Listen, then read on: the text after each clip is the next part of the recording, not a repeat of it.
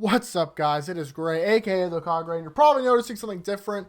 Yes, I do not have face cam for this video. I normally do. I don't this week, mainly just as an experiment to see if the reception is any better or worse.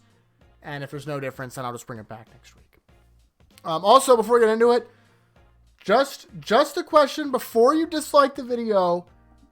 Why did you dislike the video? Just because last week we got some dislikes. And I just want to know why. Because I don't think what I said was exactly super controversial. Because I said it was a good episode. So it'd be kind of weird. Maybe people hate RWBY. And if they do, then, I mean, I hate RWBY sometimes. You know? And if you know, like... you know what? We'll leave that for next week. We'll see how the likes do. Anyway, if you enjoy the video, leave a like. It would be appreciated. Let's get in the episode. So... this episode was honestly... this one I think I'm the most torn on. This feels loud. Is my music loud to anyone else? Is the music a little loud? I'm going to turn it down. I feel like it's a little bit loud for me. If it's... I know it's like... this is like a waste of time, but like... it felt a little loud. Either way. This is the first episode of this volume where like I definitely had some pretty big negatives too. Also, I definitely spoiled what happens in the thumbnail. So if that's why you disliked, fair play. If that's on me, I get it. Let's get into the episode. So it starts off. Oh, this is one of the things I didn't like. It just kind of cut to Team B, which is Team B. You can see right in front of you. It's Sean, Yang, Ren, and Oscar, which isn't there right now. That's what I call Team B. Team A is the other group. It cuts to Team B just being in the whale already. And I was talking to my friends with it. And they were like, yeah, they just kind of they got in. Like, I know it's not a big deal. But it would have been nice to at least see how they got in. Did they walk through the mouth while the Grimm are pouring out of? Because that seems a little unlikely. Did they go to one of the many landing pads? Like, I mean, that it's like so little. I just wish they would have shown it, just because it's like bothers me that they just. It feels lazy. It might not be, but it feels lazy to me, and that's what bothers me about it. Not really important. They're in there. Ren isn't really being a jerk anymore. And he's like, yeah, like we're gonna find Oscar. He's talking about how his semblance evolved, so we can see like emotions. He's like, I can't really tell where they are, but I can tell there's a lot of people in one concentrated place because of their emotions. And then Jean's like, okie dokie, I'll scout ahead. And then Yang's like, wow, like it's cool that you can see emotions. And he's like, yeah, he talks to Yang. He's like, you're feeling scared, and she's like, maybe. I'm gonna be honest. He says something about Yang, and I didn't really care. I'm going to level. I don't really care about what Yang's feeling. I'm going to be honest. Something probably Blake. Who cares? And then she's like, what about Jean? He's like, Jean is fearless. I'm pretty sure we're scared, by the way. And then he's like, Jean is completely fearless. He's completely confident. And he's just that guy. And that's the end of that scene. Really. And then we get to go... we get to go to on the front lines where we see Winter commanding some troops. And we see Neon and Trumpet Boy. And no, I don't freaking remember his name. But it is so funny to me that they're there. And Mario's like, these are just kids. And I'm like, correct. But also, these two were already pretty worthless against Grimm. We know this for a fact. We saw them not be able to fight. Oh my god.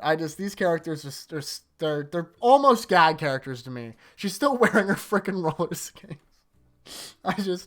I honestly only included this here because I thought it was that funny. That's literally the only reason it's here. It's really not that important to the episode. Next, Hazel picks up Oscar and is like, you're gonna show me something, boy. And he like drags him to the room with the lamp. And he's like, if you're lying to me about what the password is, then I'll find out. And then if you bring her up, I'll know that what you said is true. You know, like it was just like the one-to-one. And then Emerald just kind of walks in. Emerald's just like, oh, hey, what's up? And then he's like, cool, you can watch too. And then Oscar does it. He's like, Jin, she shows up. She's like, what do you want to know? And Hazel's like, no, I get it. No, you're right. Yep, Salem's bad and we can stop her. So cool. And then Emerald's like, yeah, my character arc was already going this direction. I guess I'll tag along. We're going to save how I feel about the whole Hazel thing, because that's my big problem with this episode is Hazel. We'll save that for the end, because let's just go through the episode, and then I'll really dig down into why it bothers me. But basically, they're just like, the lamp, Oscar was right. They leave. they're like, we're gotta get you out of here. Like, we'll come back for the lamp once you're safe. Which is a pretty cool thing of Hazel to do, to be honest. And then as they're leaving, we cut to the, we see like the wall open its eyes. By the way, I didn't know Neo could do this. Apparently she also has Ilya's semblance, like completely, but better. Because she can camouflage perfectly with the wall. And then Neo walks up and is going towards the lamp, and that cuts away, so we can assume that Neo's going for the lamp. Yeah, and then they're out. They're out. You know what I mean? Like, so Team B runs into a looking, actually there's a scene before that. There's a scene before that. Before we it's not super important, but Salem walks up to Hazel and Emerald, and it's like the most cringe-worthy scene ever, because she's like, hey, what are you doing? And Hazel like completely freezes up. He's like, and then like the alarm triggers because someone touched the relic. It was Neo. And she's like, oh my god, the lamp. And she like storms off, and then Hazel's like, oh, thank good. Oh, well, it wasn't actually Hazel, it was Oscar. But that's why he was freezing up, because he was like, So, yeah, Emerald completely tricked Salem with her semblance, because Emerald has the most broken semblance ever, by the way. Which is why I'm going to get into another point about the end of this episode a bit. So, Emerald and Oscar / Hazel, by / I mean Oscar disguised as Hazel, run into Team B, and they like immediately plot their weapons because they're like bad guys. And then Hazel's like, whoa, no, it's actually me, Oscar. And then she releases her semblance on him. And they're like, Oscar, yeah, you're only like horribly beaten. Nice. We're so good at protecting you. Which is, a little yikes. But they all get reunited. And yeah, they're on their way out. So smooth sailing for them so far. We got back outside of the fight. Marrow's talking to Winter. He's like, hey, like, they're not out yet. Like, we can't, like, throw the bomb in there. Which, by the way, that's what the context of this scene is they're throwing they're getting the payload ready to be delivered, which is the bomb to blow up the whale. So, and he's like, hey, they haven't gone out yet. Like, what if that was your sister? Would you still do it? And she's like, I would, because that's my duty. And you can tell that, like, he's really starting to be like, this is nonsense. We have kids fighting. We're blowing up kids. Like, are we the bad guys? And Winter's, I guess, decided that she's willing to do whatever it takes. You know, she's on Team Ironwood, and you know what? I think she's wrong, but she is an adult. She can figure it out.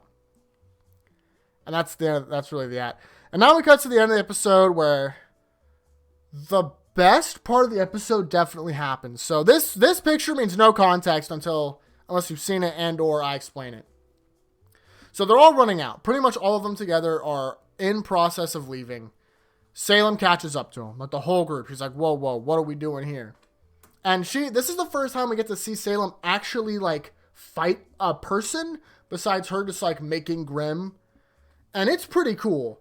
I can't show, I mean, I'm sure I could if I was really cheeky about it, but once again, my channel is very close to getting deleted because of copyright strikes, so I'm not going to mess around with showing any footage. But she basically summons just Grimm arms out of the ground, and she can use all sorts of cool magic. It's really interesting to watch. We also see her intangibility on the screen. By the way, yes, that smear on the ground, that is Salem. But before that, she like captures Emerald. She's like, where's the lamp? She's like, I don't know what you're talking about. Like, I didn't take the lamp. She's like, where's the lamp? And then Yang's like, tries to punch her, which, by the way, pretty cool moment for Yang, the fact that Salem rolls up. And Yang decides to punch her, and she's like, you killed my mom, or whatever. And she puts a bomb in her chest, and, like, Salem explodes, but then, like, cracks herself back together. So she basically has, like, Wolverine levels of immunity to, like, she's fine. Like, no matter what you do to her, she's gonna be fine. Unless, we'll get there. But yeah, she basically, like, Grimm arms everybody. They're stuck. She's about to do some bad stuff to Emerald. Emerald's crying. It's a mess. It's just a mess. And then out of nowhere, the thumbnail, Hazel just clocks. Well, that's not true. First, she doesn't know that Hazel betrayed her. So she's like, Hazel, take Oscar back to his cell. He's like, sure thing. He gets Oscar. He's like, no more Gretchens, which means he doesn't want him to do what he ordered his...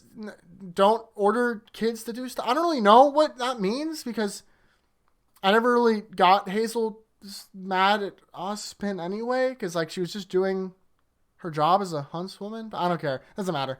And then he punches Salem And then they fight, and this is like some of the outcomes. It is pretty cool. I'm not gonna lie, it's pretty cool. Hazel like injects himself with all the dust in the world. He's like gorilla grodding all up in Salem, which sounds worse when I said it out loud. He's literally beating her to pulps, which we know canonically Hazel has killed, quote unquote, killed her before. So this shouldn't surprise anyone that Hazel's doing this. And she also doesn't care. You can see her, like, when she forms back, she's just like, meh. And she's like throwing magic and stuff at him. I'm obviously describing it as not doing it justice at all, but I can't show. I don't want to risk showing the episode, even though I saw a YouTube video where the guy was basically showing the whole episode. But I get in trouble for it. Whatever. Doesn't matter. It's not important at all. Whatever. Anyway, everyone else is running away.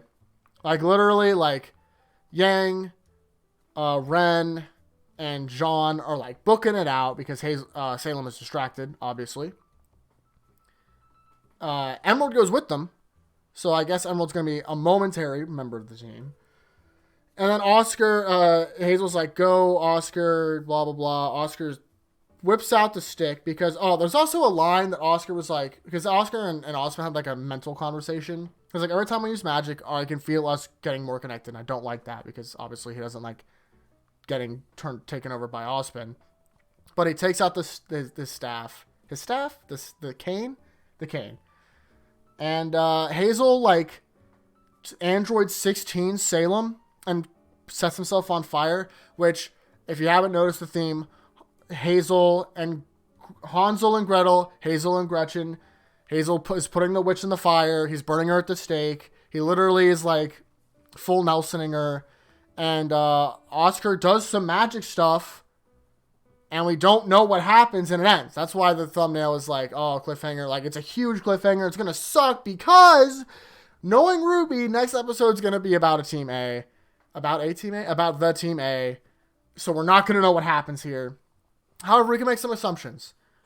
Narratively, they need to get rid of some of the antagonists so they can deal with the relic, which is the main thing, right? The relic in the safe. I believe it's the staff relic, which is Ironwood is keeping. That's what the main thing is, right? They're going to get it away from him, or they're going to stop Cinder from getting it, Cinder and Watts from getting it.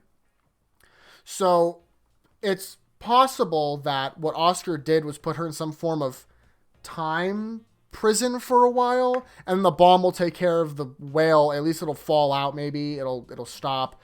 That way it will deal with Salem and her forces without making her look super incompetent. That's probably what they're going to do, something along those lines.